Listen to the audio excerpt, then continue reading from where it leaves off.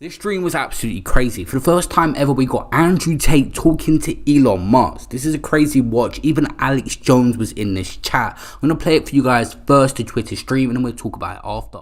We had your brother on earlier, Tristan, come on earlier. Your thoughts on Alex Jones being back on X?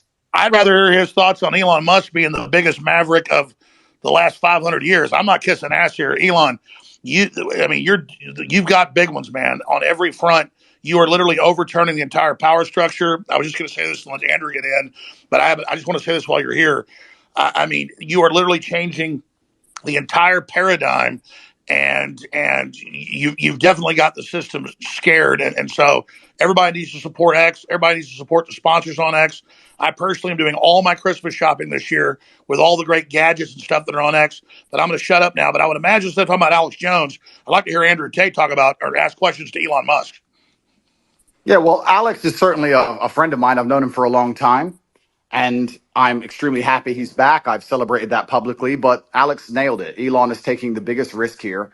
It takes unlimited energy to propagate lies. You have to continually repeat them, and you have to continue to try and falsify information and hide the truth to keep lies afloat. And this simple purchase, you call it simple, the purchase of a simple website has literally cracked the matrix in real time, and it becomes extremely difficult now to run the psyops they were previously running and enslave the populace, which is their primary goal. So Elon is a hero, absolutely. And the risks you are taking, Elon, I don't think many people at home actually understand the gravity of the risks you are taking, because your ability to speak freely is heavily leveraged against your insignificance. You're only allowed to speak if nobody listens to you. And if you get big and people start listening, they're going to come at you hard. And I think, I'm not completely versed, but from what I understand, Elon's already suffering the lawfare tactics, which they're going to do. They're going to keep pulling out the hat to try and slow him down or stop. Andrew, let me interrupt before I forget. I don't give him any attention. The same law firm that came after me with these PR firms. You've just dropped out, I think, Alex. He's just dropped out? Anyone else can? Yeah, I think he got a call. Now you got a call. Yeah, go ahead, Alex. There is a 3-letter agency running this. Not all of them, but let's just say it starts with a C and it ends with an A. Sorry, go ahead, Andrew.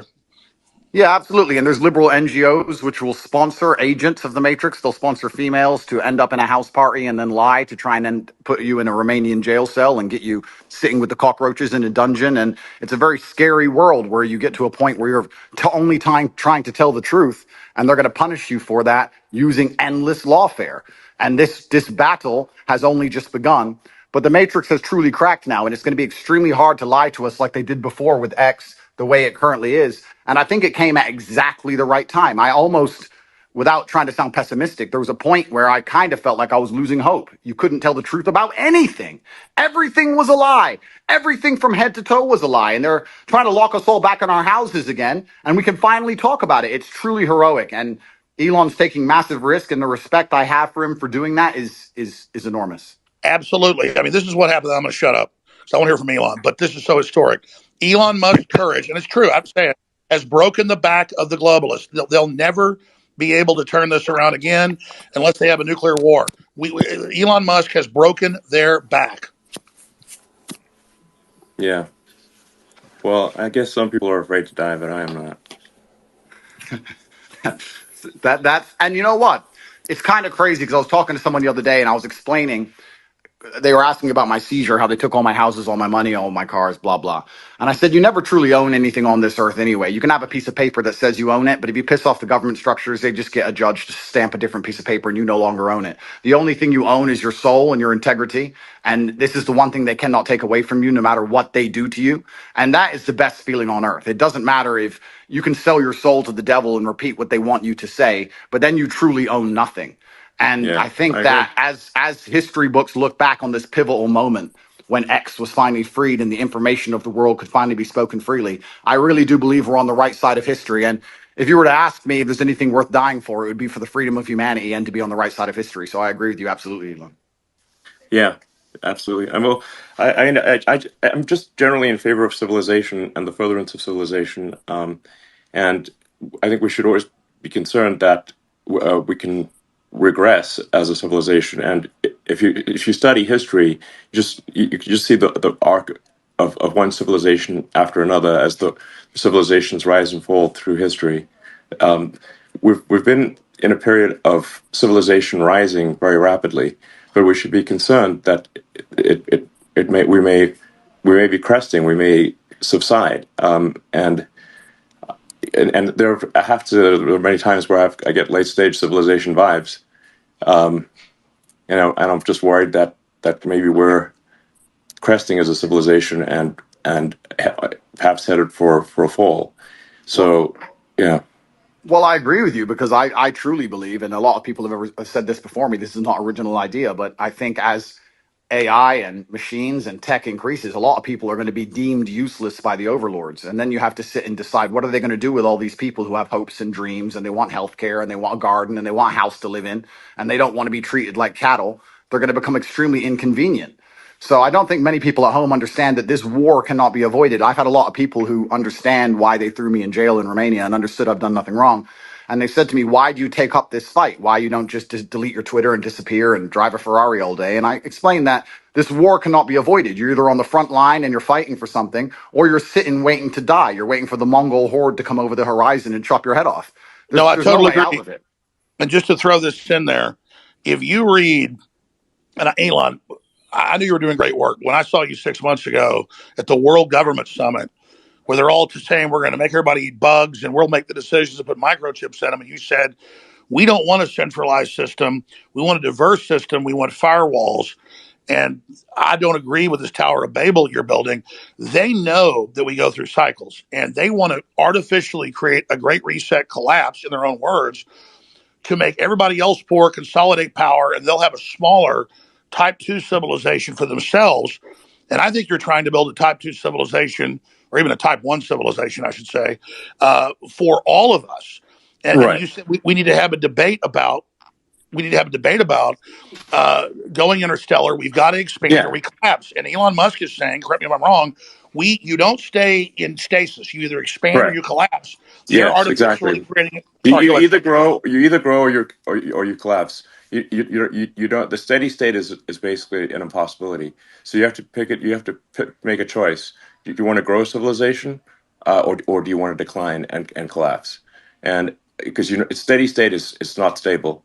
So, and I say we grow, and I say we expand, and we have more humans, and we become a multi-planet species and a spacefaring civilization, and ultimately be out there among the stars. And I think that is the exciting, inspiring thing for the future. Not a declining human civilization that dwindles to nothingness and where humanity dies with a whimper. And that's the bottom line. I think it is the battle of people who believe in humans and humanity and want it to expand against people who are so selfishly going through the earth and so selfishly orientated that they don't care about expanding civilization. They just want to control the humans that are currently here. And Andrew, I totally agree with you. Hubris and an arrogance. I totally agree. Let me throw this caveat on it because I've read the writings of Bill Gates and Klaus Schwab and the Club of Rome. They know we could easily expand. There's plenty of room, hundreds of billions of known galaxies. They know that this is just a seed that's going to not just grow into one giant oak, but an entire forest, an entire universe. And so they want to shut everybody else down because they can't deal with the competition of the Elon Musk that come out of the general public. They want a global tyranny so they can direct it and control it so that they direct the expansion. And we can't let that happen because they literally talk about in Agenda 21, the official UN plan, a 90% world population reduction. So we need to go with the Elon Musk plan. And that's why I tell people that get upset, they go, Elon Musk is involved in every advancing technology. The globalists are pushing that too. Well, technology is like a gun. It's whose hand it's in. And so we need the gun in the people's hands, the gun of expansion, instead of in the globalist hands. And so just because Elon Musk is on the cutting edge of every technology, don't fear the technology like some troglodyte. Fear us not being in control of it. And Elon is saying we need to be an expansionary human explosion of competition and freedom, not some new dark age with a tiny breakaway civilization that's only working for itself. Sorry, I'm ranting. No, but you're completely right. Because if Elon doesn't push these boundaries, they will push these boundaries. And once they have the sole control and the monopoly over such technologies, it's over for all of us. And I don't think most people understand. It simply is the humanistic view against the death cult view. And there's people in the world who have no Yes. interest in, they have no interest in growing humanity, no interest in advancing the species as a whole. Their interest is in power and True. control. And all they want to do is have absolute power over the people that currently exist and their children. And you can talk about all the perverse reasons they want to do those exact things. But it's truly scary. And all the people at home who don't really understand the gravity of this fight, they seem to think it's right wing, left wing, ha ha ha. Yes, It's a big exactly. joke. They're thinking about it the wrong way. It's sorry, I just got a little X here. But you're totally exactly. This right left is it's the wrong way to think about it. It's the sort of the extinctionists versus the pro humans. And once you see that it's extinctionists versus the pro humans, then it becomes very clear. So, Elon, when are you going to? I know you got 100 irons in the fire, but when you talk about we need to create a plan B for humanity, well, that's really No, it's not. It's plan not a plan. I mean, an alternate master plan, because the globalists are in control right now. You're trying to wrest control with us helping. I mean, when are you going to put out your battle plan, or are you already putting it out in pieces? No, I mean, what I'm saying is that actually, I think we should expand humanity. Like basically, we should have basically more kids. Population should increase, and we should become a multi-planet species and make life multiplanetary. Build a self-sustaining civilization on Mars, and then ultimately, this will be long after I'm dead, probably, but. Well, almost certainly, we can go to other star systems and go out there and I don't know, maybe we'll find some long dead alien civilizations. And I don't think we want to be one of those lame one planet civilizations that never got beyond, its home planet. I mean, we gotta, what are the aliens going to think of that?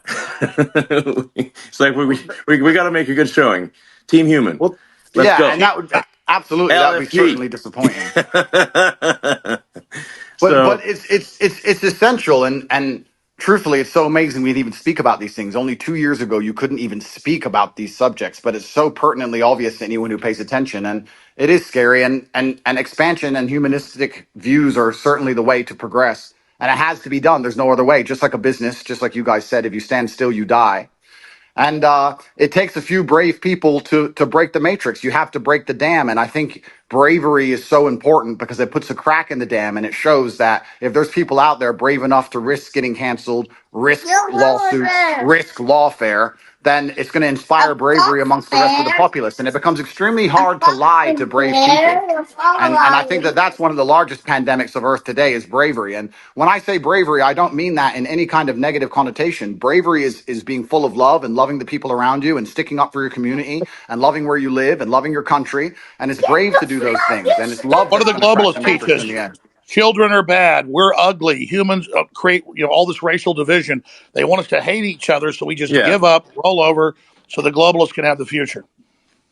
I would just like to say here, the globalists are short-sighted too, because the thing is that you can't really separate yourself from civilization. So I think those who are sort of advocating, like it's really, I think it's just logical to be pro-civilization. You don't actually necessarily have to be altruistic. You just have to think long-term and say, obviously, you cannot exist in any good way without civilization. I mean, just watch one episode of Naked and Afraid and see how much you want to go live in a forest by yourself. We're in a super pivotal moment now. And the reason we're in a pivotal moment is because the machines cannot do the policing as of yet. My brother and I often talk about how bad COVID would have been if they had Terminator machines. You didn't have your mask on. You couldn't even appeal to the empathy of the person who knew how insane it all was. As soon as the machines control the policing, it's absolutely over. And we're not that far away. So we're in a very pivotal period now where the bravery that's required to resist the globalist oppression has to happen now. Soon the technology will exist. And it's over for everybody. We are at critical crossroads right now in the entire future of the human destiny, and I called it Plan B, but I mean, Elon, what do you call it? Just an alternate plan for humanity? Because we could have a debate because the BlackRocks and the globalists are right now in control, if they were 100% control, you and others have helped wrest it to maybe they're in 80% control. They're losing control very quickly as people discover what they're doing. But what would you call the debate and discussion about a pro-human future? Just team humanity? Yeah, team humanity, absolutely. That sounds good. But I think like something that is really important is like you just literally have to have kids, or there's no next generation. Alex, do you have kids? Yes, I do. I'm not as prolific as you, but I wish I was. They're the best thing in my life. I have 4. Okay, great. And Andrew? I do have a few. I won't let you down, Elon. I'm coming. I'm Okay, coming to good. take over your title. I'm coming to take over. I'm doing my best. I got to Okay. use my good looks for something. Well, I think I think we ought to encourage people to have kids And and this just is the bottom line argument. This is what is so important. We just talked about how the globalists are ultimately selfish and only care Well, about look at their own power and most of the control. globalists don't have children, and Of course, But because they're selfish. here's the when you thing: have a child. you guys are all attacking the globalists. But if you ask a globalist, like I have friends who I would consider globalists, you ask them, their ideologies are aligned that they believe that somebody living across the world is just as valuable as somebody who lives in America. And I know, there's They've already arguments. enslaved the third world, and they're using them as. But that's not how everybody who you would categorize as No, you're a right. There's a lot of globalist useful thinks. idiot globalists, but That's the not. globalists at the top are depopulationists. That's their religion. Maybe if you want to look at the top, you can say globalists at the top. Some of them might have that view, but if you just talk to an ordinary person who views themselves as a globalist, they're not saying, "Oh, I'm evil." They're not an evil person. They just have this belief that every human being around the globe is equal. That's I all would call they're that an looking at. internationalist. That's an internationalist. A globalist wants one world government run by corporations. Yeah, well, I think you can label them differently, but I think if you talk to somebody who's Well, a Henry globalist, they're gonna. Kissinger was a globalist. Zbigniew Brzezinski was a globalist. I'm not trying to be mean to you, but their number one rule is the Earth is too small. We can't expand. We've got to bean count and put everybody on rations. We've got to social engineer and end the normal human program because humans are failed. And they want to turn us into factory farm humans. Those are allowed to survive. I think I'll answer the question. I'll answer the question sorry, quickly. guys. If we can just say like some of these titles are a little confusing. If someone's an internationalist or a globalist, I think what can achieve some disambiguation here is to say like, does someone have as an axiomatic belief that there are too many people on the earth, or do they not? Do they believe that the earth can sustain the current population, or do they think it cannot? Now, the reality is Earth can actually handle a human population probably 10 times larger than the current Yes. population. Earth is actually very sparsely populated by humans. We only see density because if we're in a dense urban environment like New York or Boston, London or something like that.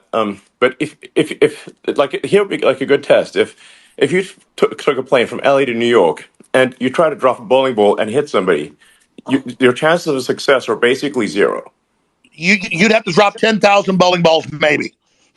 Yes, you just and I'll tell you sort of something that may scare people a little bit is that there are thousands of objects falling onto Earth from space all the time. But how often do you hear about someone actually getting hit by falling by meteorites? Absolutely. I think there's one known case of a woman with her house getting hit by one. Elon, Yeah. I want to just respond to Ed actually for a second because again, when it comes, I think it's good to get a good counter view here. I think that there's two different things going on, Ed. And I know what you're trying to say, but there's a separate point about your obligations, right? So you can, and I believe everything has been said about the importance of expansionism for humanity being pro-civilization and expansion pro-human race to win. That's like a separate axis, though, from saying where are your obligations where you are, right? So we talked about procreation and family. Then we talked about the nation. Well, look, I have 2 kids. As a father, my moral obligation, I believe, is first and foremost to my family. And then, let's say, as a president, my moral obligation is to the citizens of the nation that I lead. And then you can worry about hunger in the Congo or whatever else needs to happen in the Darfur or in other places. And so I don't think that you're saying necessarily that life... Charity begins at home. Exactly. And that's not saying that life abroad is any less valuable inherently. And so when you say like the globalist view is that all it's saying is that all life is equal wherever it is on Earth, it's not like I think the view, an alternative view is countering that. There's also just a separate place in terms of where you're situated.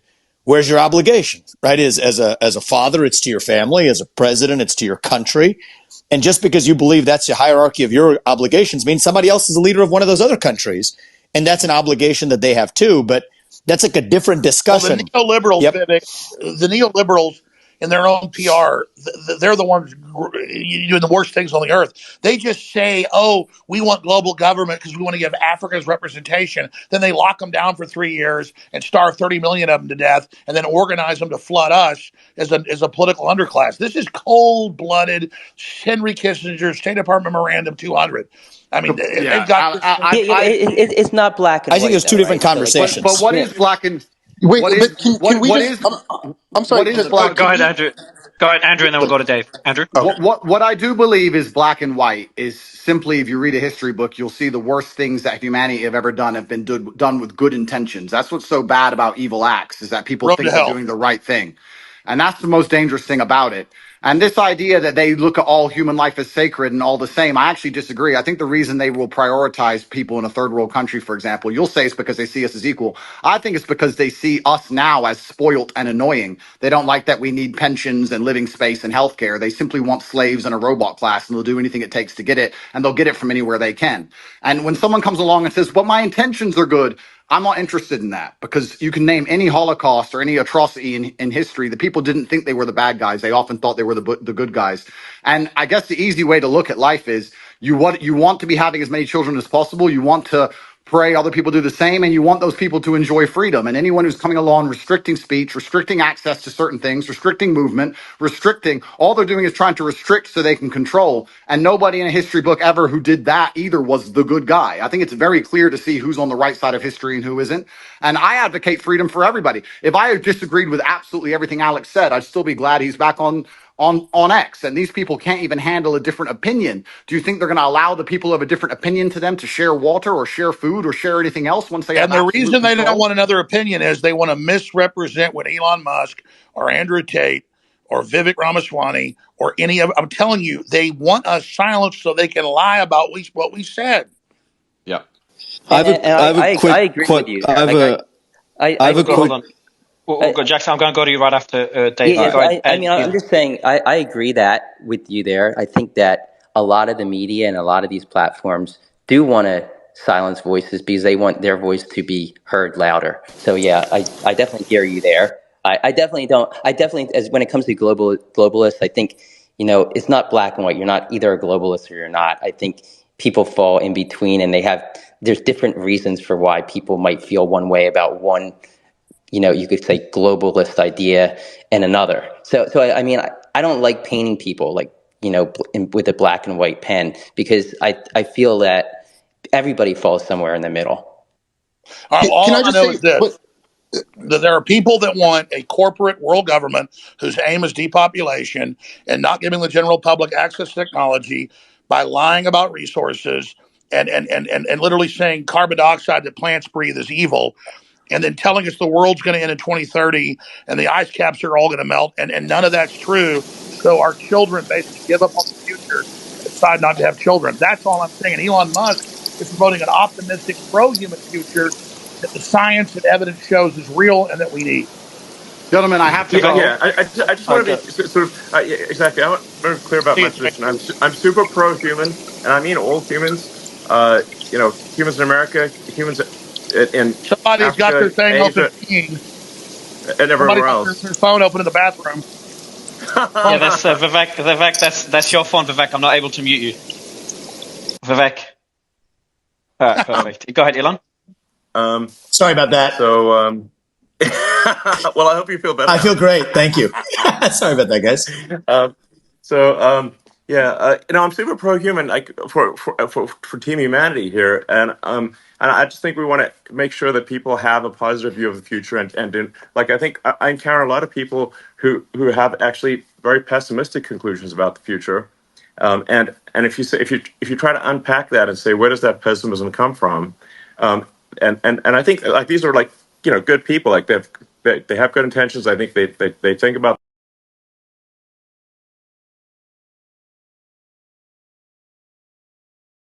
things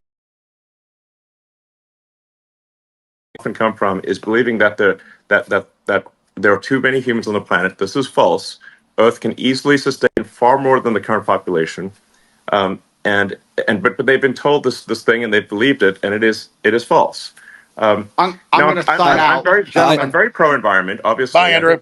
I might have done more about more. I might have done more, for sustainable energy than maybe any single human. So I would consider myself an environmentalist, but I also believe in physics and reality and not sort of being alarmist about things. Well, something you said was really smart, and because I've seen the equations. I'm not a mathematician or rocket scientist like you, but we need the fossil fuels to get to the new technologies and transfer over. You can't cut them all off and then not have it. They're blowing up the bridge that gets them there. Gentlemen, what I would like to say, my final point, I would like to say, I often get asked by people who follow me, they say, who do you think who controls the world? Who do you think the Matrix is? And I use the Matrix as a very simple way to explain that they purport a false version of reality that everyone buys into to keep your mind occupied so they can extract your body heat from you for the soulless machines, which are essentially the globalists we're talking about. And I try and say that I still believe that we run the world.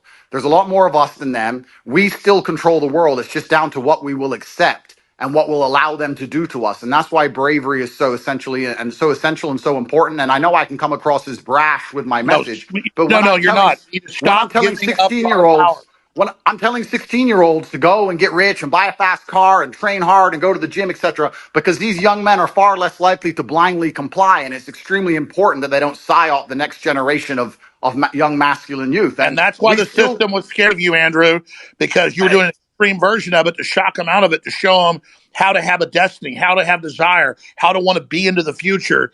And then that's the same thing in a different way. You're right. We still control the world, and it's down to what we will accept. And it's going to take bravery and love. You need to love the people around you and love the human race and love the place you're from. And I just want to wrap up by saying that I would never kill myself. And if they put me back in that dungeon to starve, I hope you will all do your very best to get me out, because I'm in a very... We will, Andrew. Love you. The craziest thing about this stream is I actually made a video today before this stream even happened about Andrew Tate being the one to defend Elon Musk for going against the masses like Disney, and then they ended up doing a stream together. But guys, any more on this, I'll keep you updated. There's meant to be a part 2, so subscribe to see that.